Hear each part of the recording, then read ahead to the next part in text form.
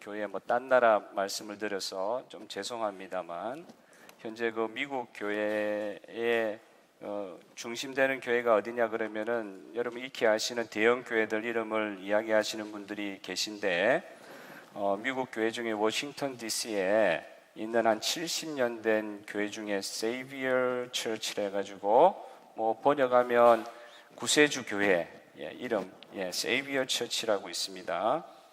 근데 이 교회가 1년 예산이 한 200억 원 정도 된다 그래요.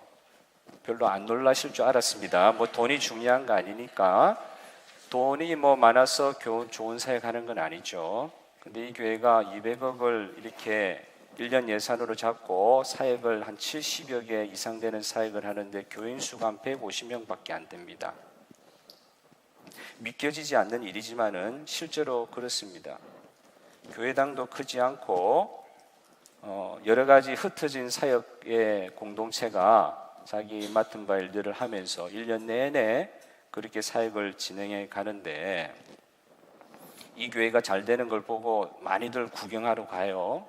구경하러 가서 그 교회가 하는 거 보니까 복지 사역을 하고 내적 치유 사역을 하고 이런 걸 보고 와서 그대로 흉내내다가 망한 교회들이 많습니다. 그대로 했는데 안 돼요. 안 되는 이유가 있겠죠. 이 교회 개척자 고든 커스비 목사님이 이미 2013년에 작고하셨는데 소천하셨는데 그의 일화가 참 유명한 게 있습니다. 이 목사님이 이 교회를 2차 세계대전 이후에 이렇게 개척하신 이유가 있는 것입니다. 노르망디 상륙 작전에 군인들이 투입이 되는데 본인도 군목으로 그 전쟁에 참여를 했죠. 130여 명의 장교가 그 자기 부대에 있었다 그래요. 그게 한 110 공병 여단인가 그렇다 그래요. 그래서 그 장교들이 노르망디 상륙 작전을 했는데 130명 중에 21명만 살아남았대요. 그래 거의 다 죽은 거죠. 근데 그 작전에 투입되기 전날 밤에 그 전에도 이제 군목을 하면서 목사님이 아쉬움이 있었는데 이제 전쟁 때고 그러니까 진중 세례를 하면은 많이들 올 거 아닙니까? 그래서 세례를 많이 받고 그랬는데 세례 받고 그걸로 끝이에요. 사람들이 변화가 없어요. 그냥 남들 받으니까 세례 받는 거예요. 그런 걸 보면서 마음이 참 안타까웠는데 노르망디 상륙 작전에 투입되기 전날 밤 어느 군인이 찾아와서 목사님 제가 30분 딱 있습니다.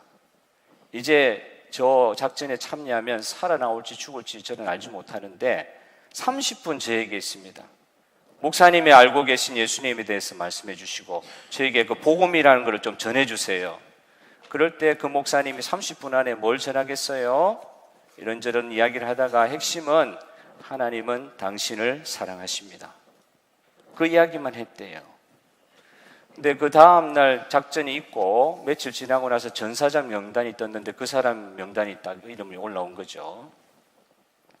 아까 말씀드린 대로 130여 명의 장교 중에 21명만 살아남았으니까 거의 다 죽은 거예요.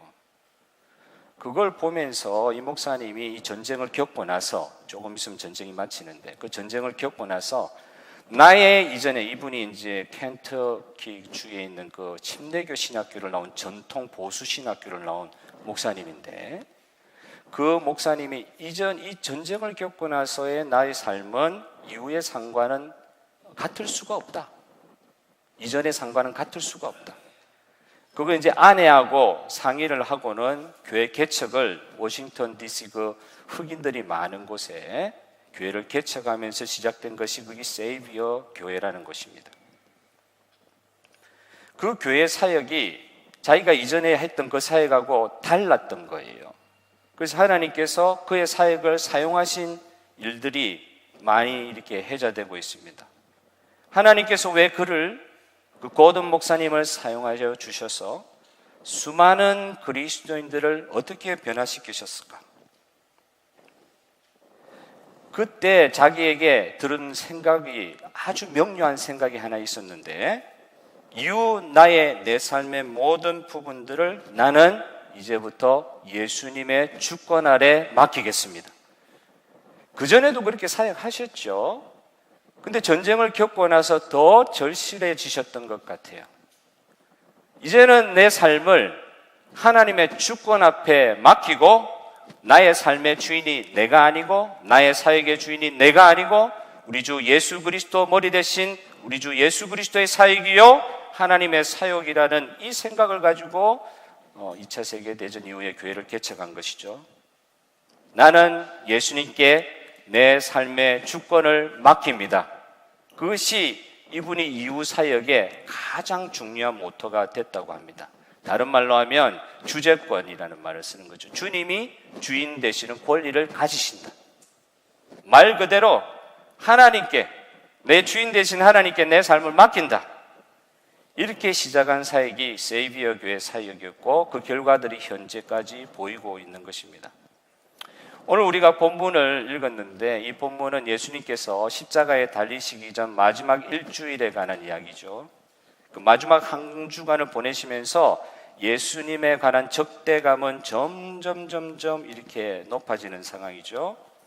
바리새인들과 이스라엘 지도층에 있는 사람들이 예수님에 관한 적대심을 아주 표면적으로 이제 보이기 시작하는 것입니다. 오늘 본문의 말씀 초반부에 나오는 그 올무란 말도 있잖아요. 어떻게 말하는 것을 딱 듣고 말 한마디 잘못하면 그거 구실 삼아가지고 죽이겠다는 것이죠. 눈여겨볼 것은 바리새인들과 헤롯의 당원들이라 그랬어요. 원래 이 사람들은요 완전 상극이죠. 바리새인들은 이스라엘 민족 중심의 삶을 살아가는 사람이었고 이스라엘 사람들에게 소위 말해서 존경받는 사람들이 많았죠. 이스라엘 민족들, 독립해야 되는 이스라엘 민족 중심으로 삶을 살아왔는데 헤롯 당원들은 그와 정반대입니다. 로마 제국의 식민지를 이렇게 하고 있는 로마 제국에 더 붙어가지고 우리로 치면 일제시대 때 일본에 붙어가지고 살았던 그런 사람들처럼 헤롯 당원들이 그런 삶을 사는 사람들이었으니 원래는 바리새인과 헤롯 당원은 가까워질 수 없는 사람들이에요. 그런데 예수님 죽이는 데는 한 몸이 되었어요. 두 분이서 두 부류의 사람들이 모여가지고 작전 회의를 하고요. 협조하는 것을 보게 됩니다. 누가복음 20장 20절에 보니까 이 병행복문이라 그러는데 똑같은 사건을 이렇게 묘사하고 있습니다. 이에 그들이, 이게 이제 그들이 할 때 이게 바리새인입니다. 이에 그들이 엿보는 거예요. 옆으로 보는 겁니다. 예수를 총독의 다스림과 권세 아래에 넘기려 하여 정탐들을 보내어 그들로 스스로 의인인 체하며 예수의 말을 책잡게 하니, 이게 이제 누가복음의 표현이에요. 세례 요한을 먼저 죽였잖아요. 헤롯의 손을 통해 가지고. 세례 요한의 경우처럼 자신들의 손에는 피 한 방울 묻히지도 않고, 원래는 바리새인들 이런 사람들이 세례 요한도 죽인 것이거든요. 근데 자기 손에는 손 한 방울 묻히지 않고 권력자들에게, 그 권위를 가지고 있는 권력자들에게 예수님을 딱 맡김으로 예수님 처단하고 자기들은 자기 이름 높이고. 사람이 얼마나 사악하고 치밀한지 모릅니다. 자기들이 처리를 하면은 자기들한테 결국 문제가 생길 수 있으니까 미래를 내다보고 아예 자기 손으로는 예수님 싫어하고 죽여야 되는 건 자기들의 마음의 가장 중심에 있는 생각인데 자기들 손에는 피 한 방울 묻히지 않고 예수님을 죽이는 방법을 만들어낸 거예요. 얼마나 유대인들 중에 그 지도자들이 머리가 좋은지 모릅니다. 로마 군병이 죽인 것 같아도 이스라엘 백성의 리더들이 예수님을 죽였다고 볼 수 있겠죠. 세상은요, 사탄은 그리스도를 죽이는데, 그리고 우리의 신앙을 무너뜨리는데 모든 역량을 집중합니다. 한번 제가 생각해 보니까요, 사탄이 이렇게 도전하고 사탄이 우리를 괴롭히는 이런 도전이 만약에 없다고 하면, 만약에 내가 예수를 믿고 있는데도 평안한 생활로, 전혀 문제없는 생활로 이렇게 계속 살고 있다면 이거 우리 삶을 한번 뒤돌아봐야 되는 거 아닌가 생각해 보게 되는 거예요.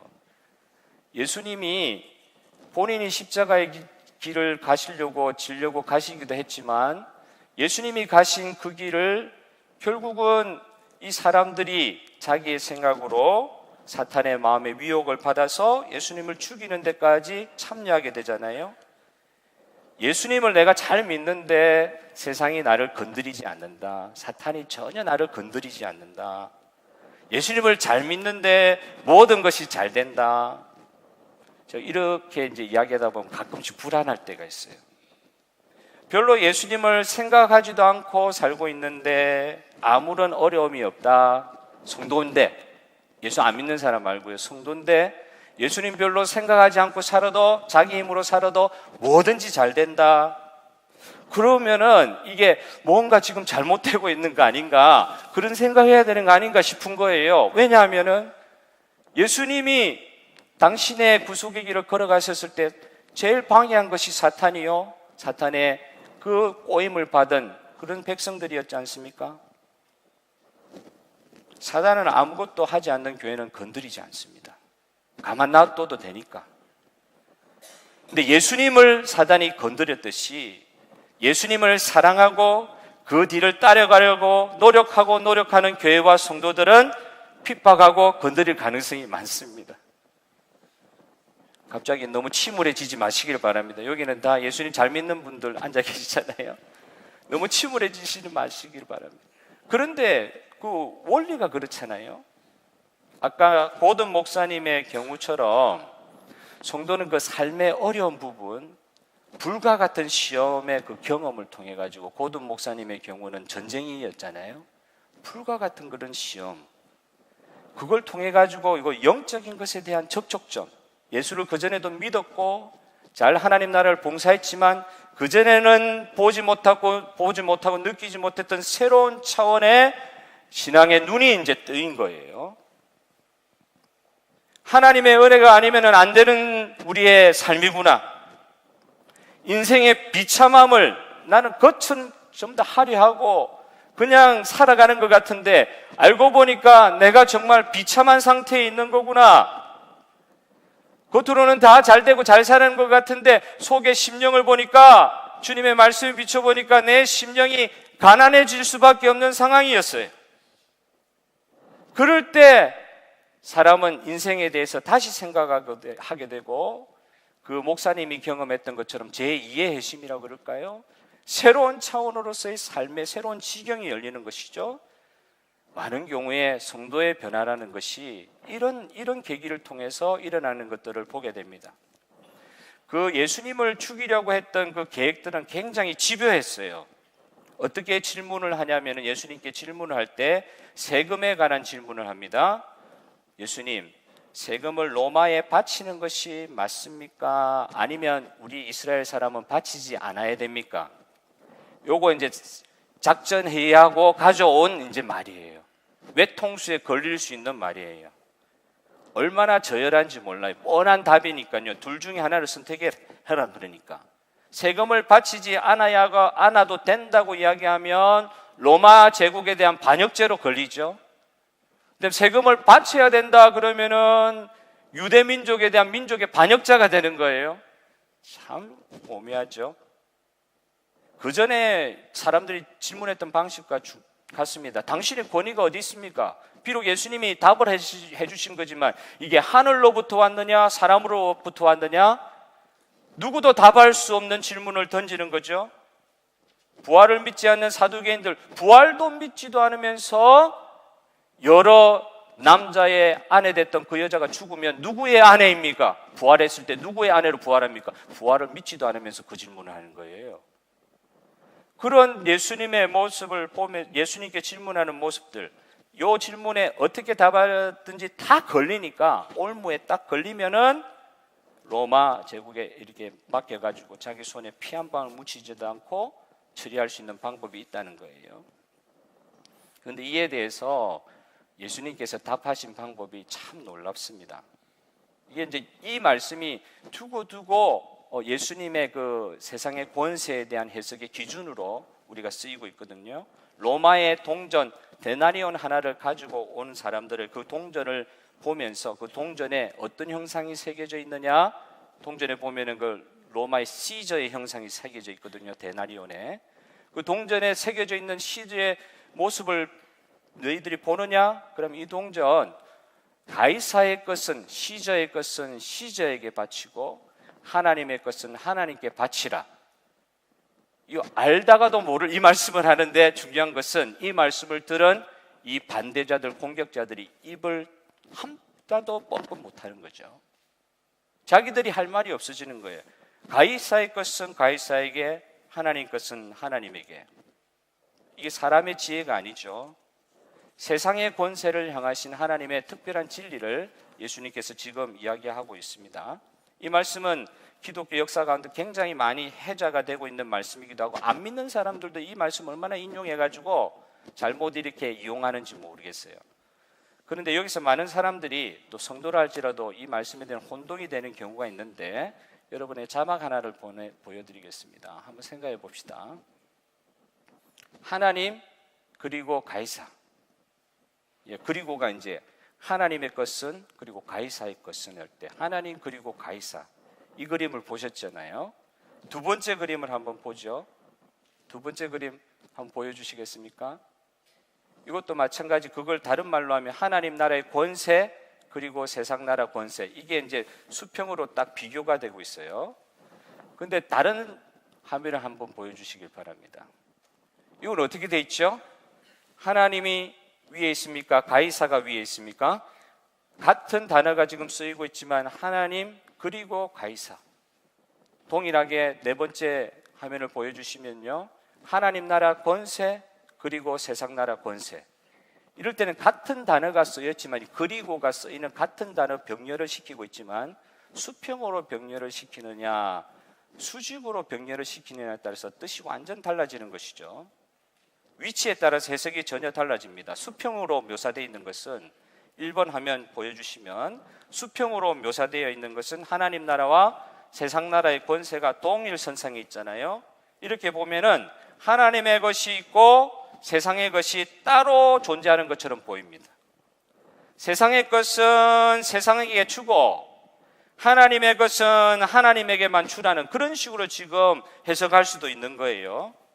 우리가 이렇게 이야기하게 되면 하나님의 나라는 교회요, 세상 나라는 세상의 권세라고 해서 두 가지를 완전히 나누어서 생각하게 되는 경향이 없지 않아 생깁니다. 하나님 나라는 세상 나라를 간섭하지 못하고 세상 나라는 하나님 나라를 간섭하지 못하는 식으로, 우리 식으로 쉽게 설명하면 교회에서는 교회의 삶을 살고 세상에 나가면 세상의 법칙에 따라 살아도 된다는 식의 가르침이 있을 수도 있어요. 교회에서는 신본주의적인 삶을 살면서 하나님 중심의 사역을 하고, 세상에 나가서는 인본주의적으로 사람이 주인이 되어서 너가 원하는 삶을 살아라, 이렇게도 말할 수 있는 것입니다. 하나님의 것이 있고 가이사의 것이 따로 있으니까. 옛날 그리스의 유명한 철학자 플라톤 이후로 이 이원론이 딱 잡고 있는 거예요.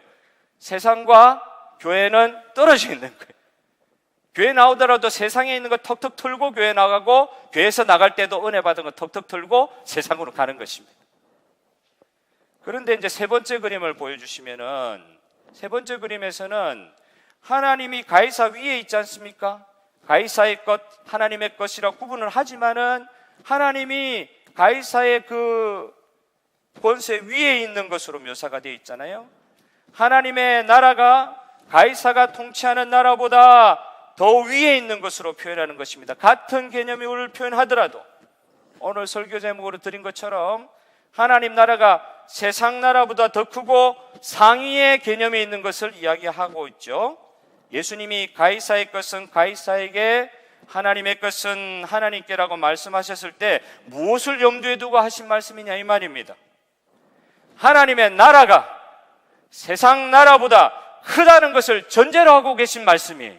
여러분 믿습니까? 세상의 것은 세상에게 주어버려라. 동전 있냐? 가이사의 얼굴이 새겨진 동전이 있냐? 세상의 것은 세상에 주어버려라.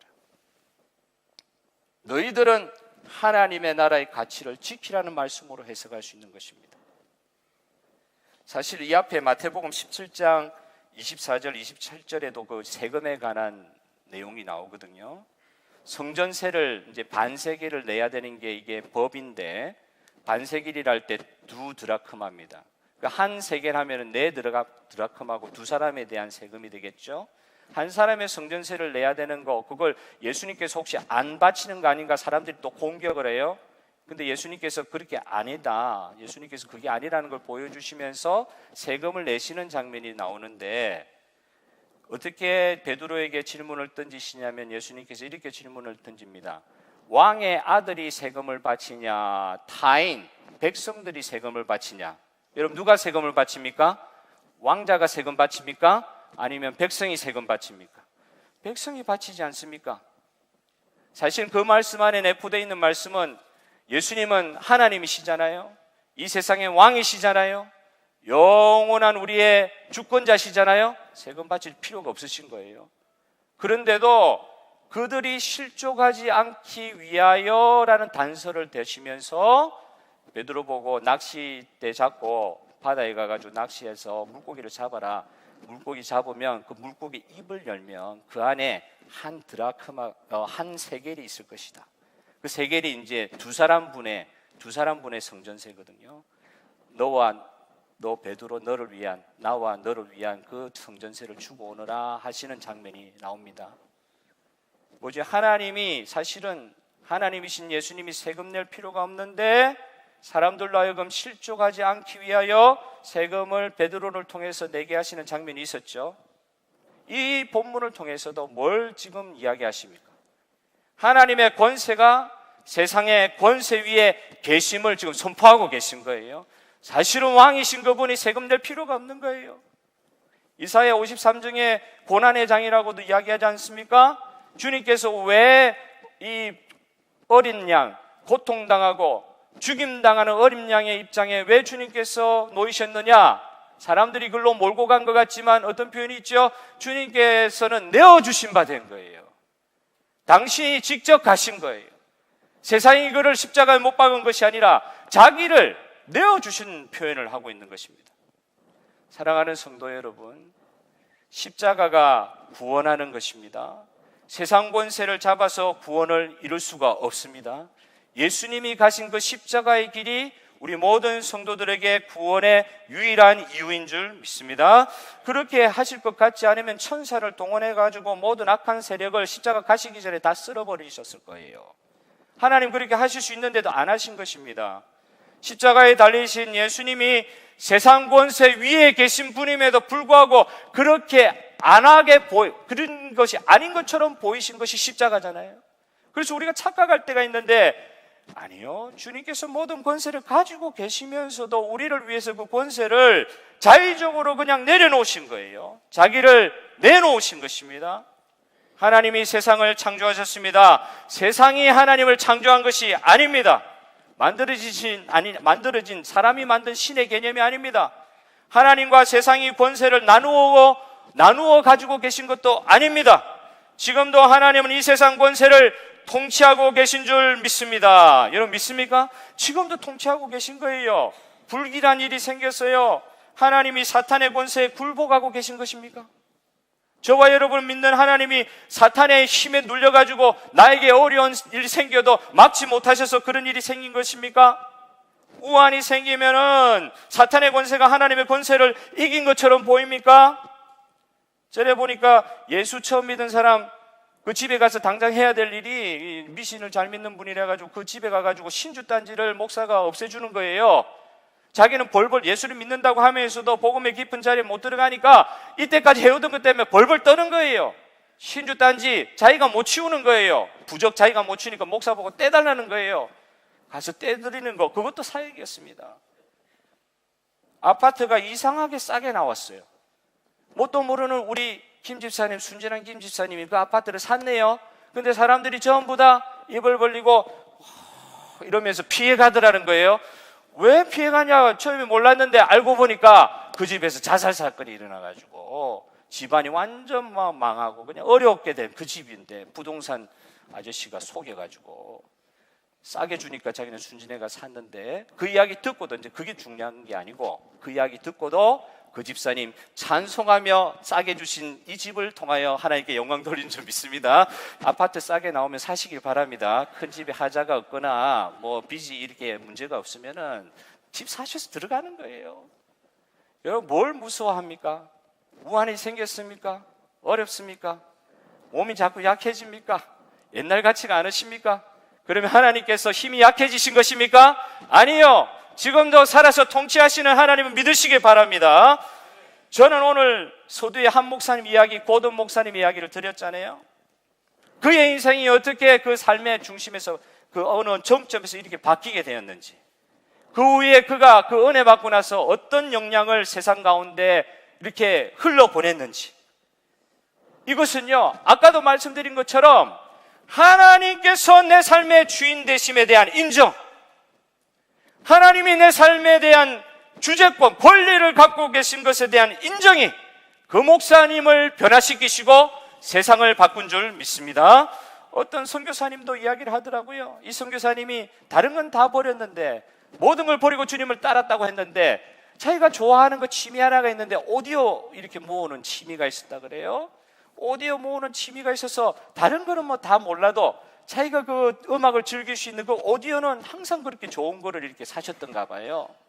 그래서 그걸 이제 사놓고 이렇게 즐기고 있는데 어느 날 이제 사역지로 옮기게 돼가지고 그 미국에 가면 그 컨테이너 박스 같은데 짐을 한 달 동안 놔두는 경우가 있지 않습니까? 그 컨테이너 회사에 가가지고 짐을 맡겨두고 있는데 그 컨테이너 회사가 불이 나버린 거예요. 홀라당 다 타버렸어요. 하나도 안 남아버렸어요. 그런데 그 선교사님이요, 그 자기가 애지중지하는 오디오도 다 없어져 버렸잖아요.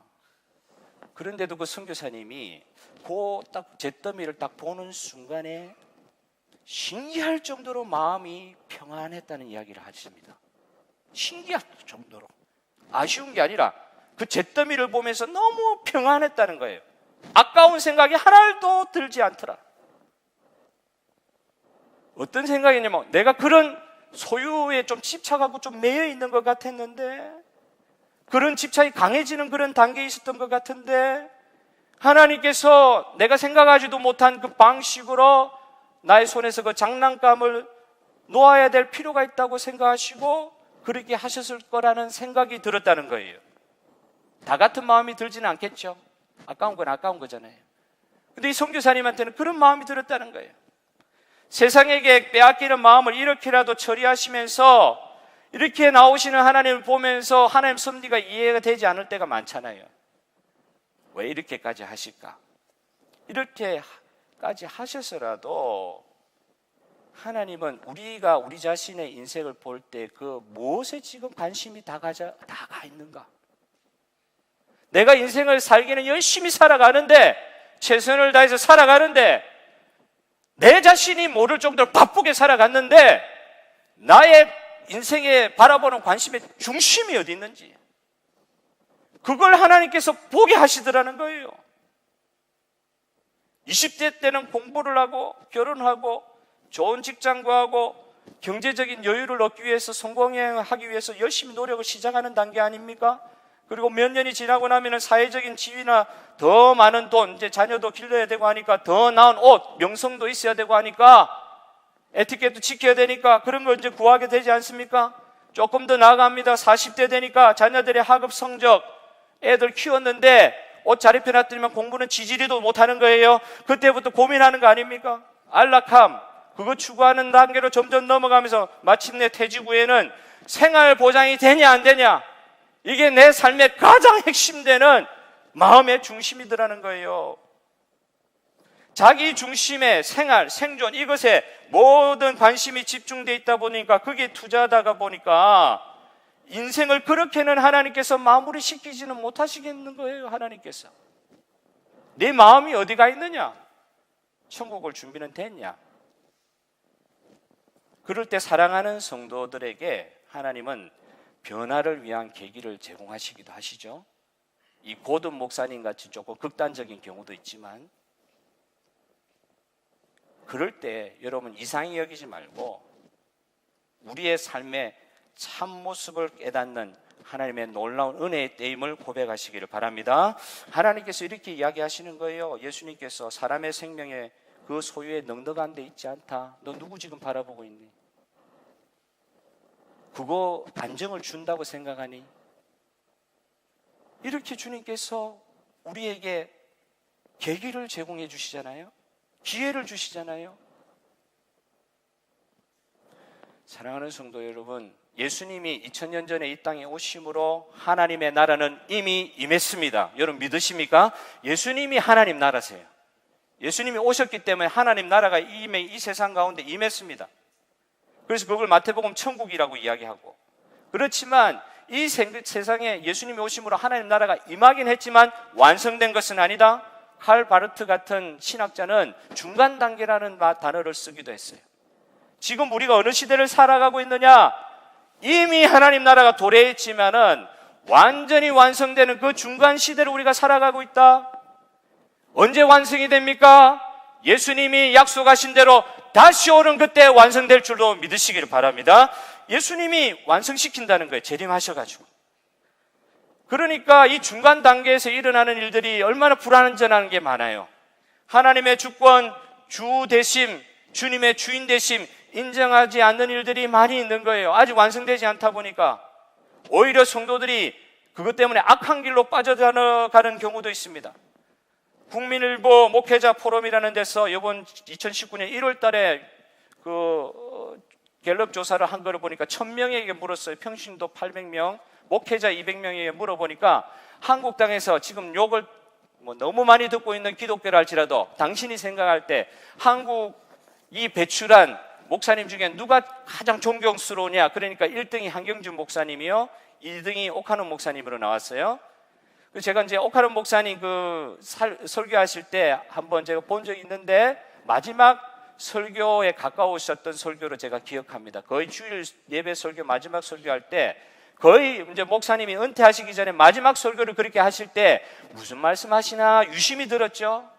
그때 그 목사님이 말씀하신 게 앞으로의 시대를 대비하라. 여리고성 본문을 중심으로 해가지고 앞으로 올 시대를 대비하는데 뭘 대비해야 되느냐? 교회 안에 들어올 인본주의, 세속주의, 이걸 경계해야 된다. 그게 문 열어놓으면은 교회가 어느 순간 교회로서의 힘을 다 잃어버리게 될 것이다. 그게 벌써 몇 년 전이에요. 20년 전 이야기죠. 예언과 같이 되어버렸습니다.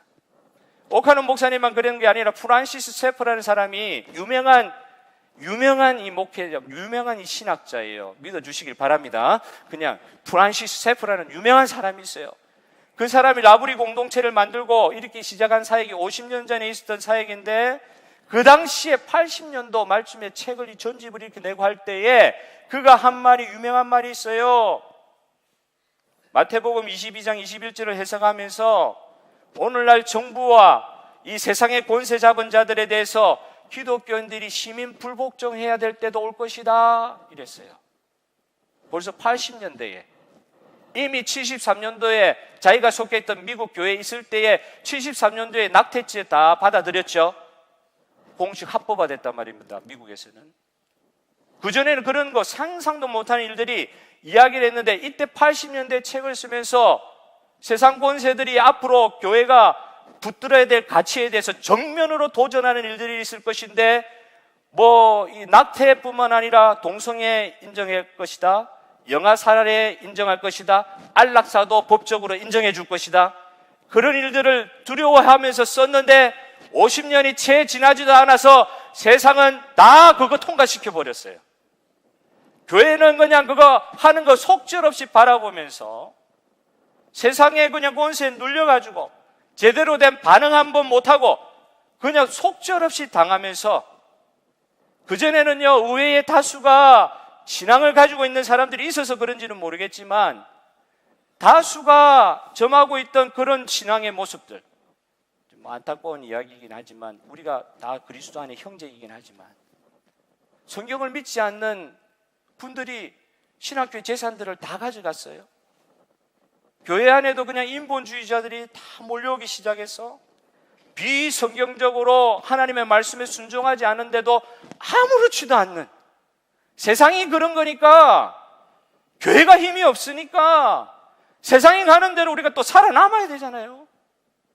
그러니까 그냥 속절없이 프란시스 세퍼가 50년 전에 경고했던 것이 그대로 다 일어났습니다.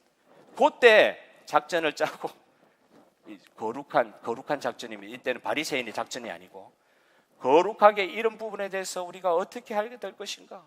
세상이 전혀 주님 원하는 방식으로 가지지 않고 있다. 이런 거 보면서 고민하고 그렇게 그때 부르짖었는데 50년 지나고 나서는 예상한 대로 그대로 돼버렸어요. 오늘날 현대 시대에 그리스도의 주재권, 그리스도의 주대심을 인정하는 성도들의 살아가는 방식이 다 이런 거는 아니지만 한번 예를 한번 들어볼게요. 그나마 어려운 세상이긴 하지만 그리스도의 주대심을 인정하고 살아가는 성도들이 이런 식으로 행동할 수도 있겠다 하면서 써본 것입니다.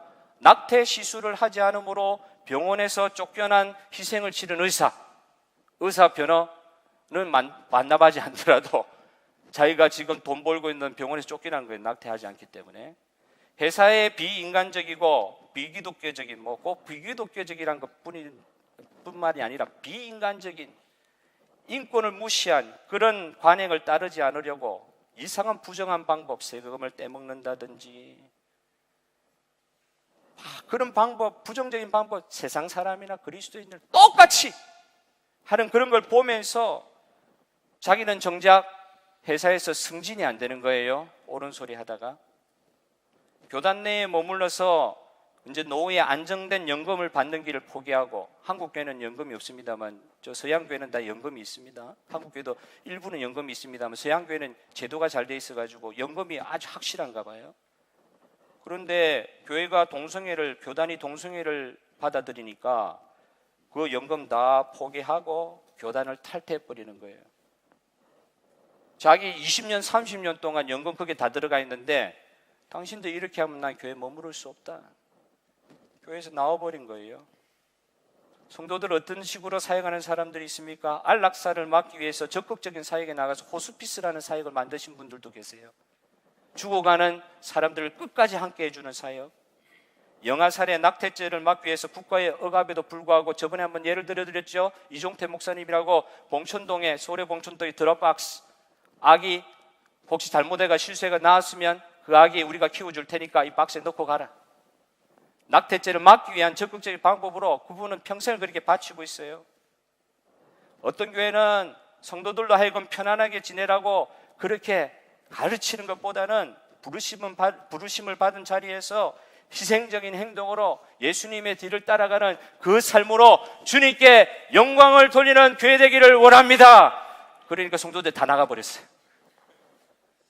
삶의 모든 영역에서 하나님의 주되심을 인정하고, 어떤 면에서는 우리는 로마서 13장에 있는 말씀에 순종하여 주님께서 세워주신 권력의 권세의 나라에 순종합니다.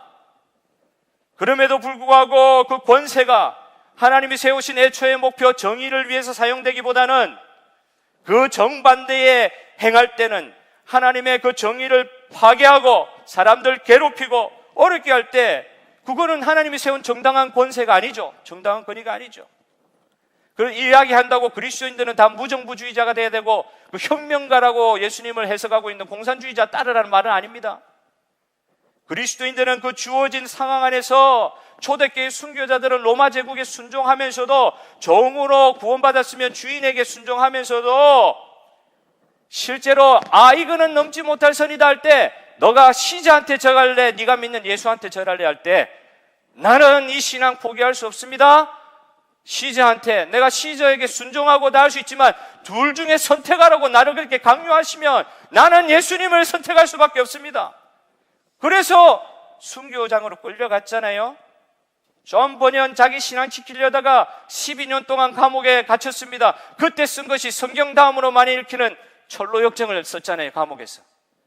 그만 그랬습니까? 사도 바울도 죽기 직전까지 감옥에 갇혀 있다가 매 맞고 있다가 마지막 순교의 순간에는 목배임 당하여 죽는 그 순간까지 시저를 선택할래? 가이사를 선택할래? 하나님 선택할래?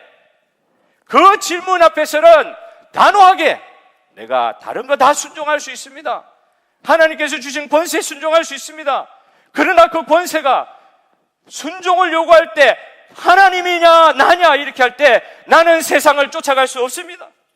나는 하나님 포기할 수 없습니다. 마음대로 하십시오. 예수님이 만왕의 왕이심에도 불구하고 우리의 구원을 위해서 자기 자신을 이 세상에 내어주신 것 같이 순교자들은요, 주님께서 주신 구원을 붙들고 이 구원의 중심되는 예수님, 예수님이 내 삶의 주인이라는 이 사실 자체만을 붙들고 주님을 통하여 영광 거둔 줄 믿습니다. 인격적인 하나님이 우리 삶의 궁극적인 실제가 되고 있는가? 보이지 아니하시는 하나님이시지만 예수를 통해 보이는 성육신을 우리에게 보여주시기까지 하셨잖아요. 그 인격적인 예수님과의 교제가 내 삶의 궁극적인 실제가 되고 있는가? 세상과 교회가 분리되었다. 주님이 하나님의 것은 가이사의 것은 수평으로 딱 놓고는요, 요까지는 하나님의 것, 요까지는 가이사의 것, 세상의 것, 이런 이원론에 빠져서 주님이 이 모든 것에 그 위에 계셔서 통치하고 계심을 말로는 인정을 하는데 내 삶에 실제로 받아들이고 있는가? 주님을 위해서는 이 세상의 악으로 보이는 것 최소화하기 위해서 내가 참 부족한 능력을 가진 사람이지만 예수님께서 구원하여 주신 예수님의 피값으로 구원받은 생명이 되었으니 이제부터는 주님이 원하시는 그 길을 내가 따라가려고 하면서 되지 않는 걸 알면서도 이 세상의 악을 최소화하기 위해서 주님 앞에 엎드리고 하나님의 주권을 우리 삶 구석구석까지 실천할 수 있는 데까지 나아가기를 주님께서 원하고 계신 줄 믿습니다. 오늘 그 주님의 부르심에 우리가 반응하는 시간 되었으면 좋겠습니다.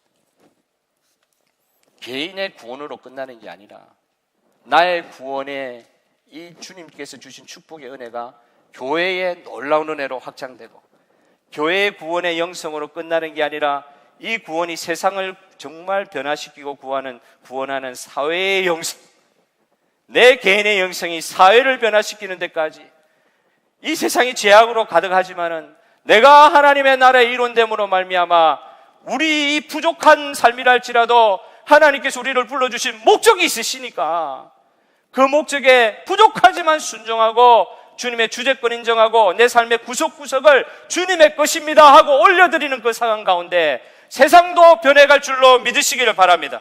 나는 진정 하나님을 심각하게 받아들이고 있는가? 나를 구원하여 주신 하나님을 진짜 심각하게 받아들이고 있는가? 하나님이, 제가 이 부분은 그 고든 목사님의 자기 고백 질문에 대해서 조금 인용을 했는데요, 제가 이 부분에서 좀 마음이 많이 가더라고요. 제가 인생도 별로 살지도 않았는데 이런 말씀 드려서 너무 죄송합니다. 하나님이 나의 짧은 생애에 나에게 원하는 것이 무엇이라고 생각하는가? 나의 짧은 생애에 기회가 많은 것 같은데 기회가 별로 없다는 거예요. 나의 이 짧은 생애에 하나님께서 나에게 원하는 것이 무엇인가?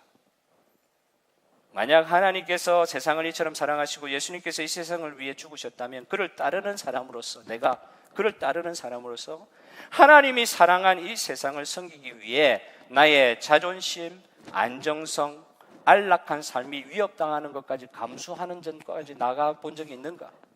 질문하는 거죠. 나는 하나님이 가장 중요하다고 생각하시는 일에 내 관심도 그쪽에 가 있는가?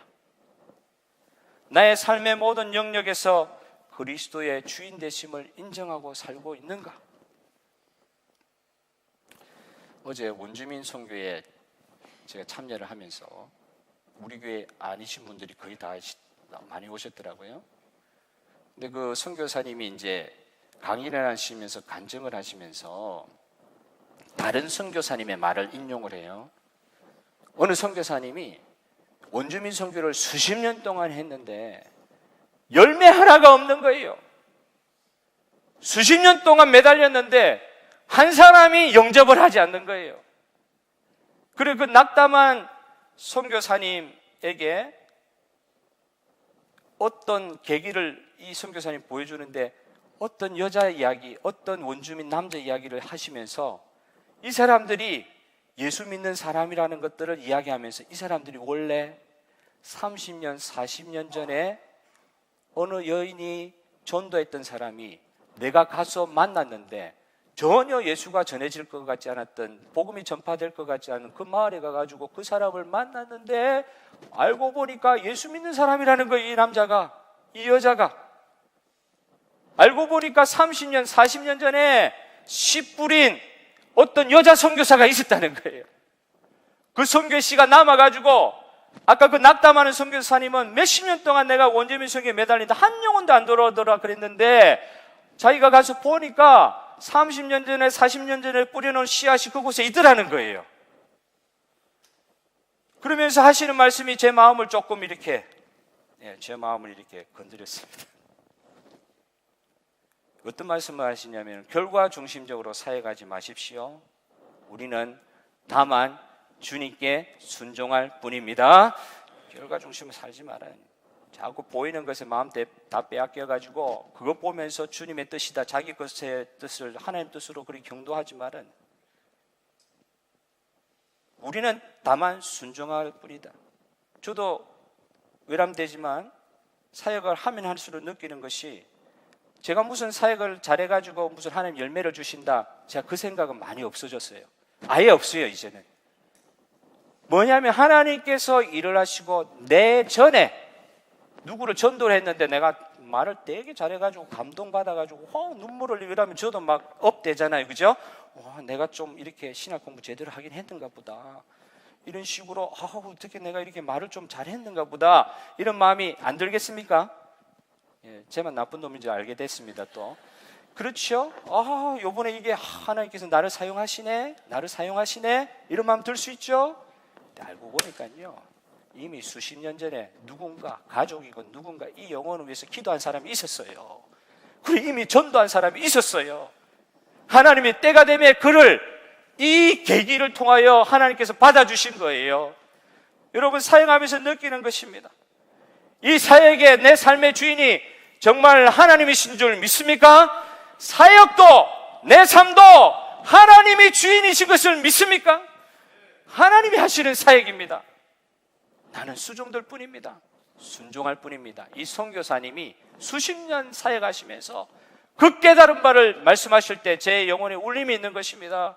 나는 단지 순종할 뿐입니다. 사역은 하나님이 하실 뿐입니다. 오늘도 외부의 상황 매이지 아니하고 온 세상을 돕고 있는 권세에 짓눌리지 아니하고 살아계신 아버지 하나님이 우리의 삶을 주관하실 뿐만 아니라 지금도 살아계셔서 우리를 통하여 이 세상이 하나님의 것임을 선포하시는 하나님의 놀라운 권세가 이 모든 세상에 덮여 있는 걸 환히 볼 수 있는 우리 영안을 열어주시기를 원합니다. 그래야 우리 할 것은 내가 사역하는 것이 아닙니다. 내가 살아가는 것이 아닙니다. 내 삶의 중심 되시는 주인 되시는 주님이 나의 삶을 통해 살아가시고 나를 통하여 사역하시고 주님이 사역하시는 것에 나는 순종하며 동참할 뿐입니다. 그 가운데 주님께서 부어주신 은혜 그리고 열매들을 보는 기쁨이 우리 가운데 넘치기를 소원합니다. 우리 이 시간 다 같이 하나님 나라와 교회를 생각하시면서 찬송 부르며 기도의 자리로 나아가도록 하겠습니다.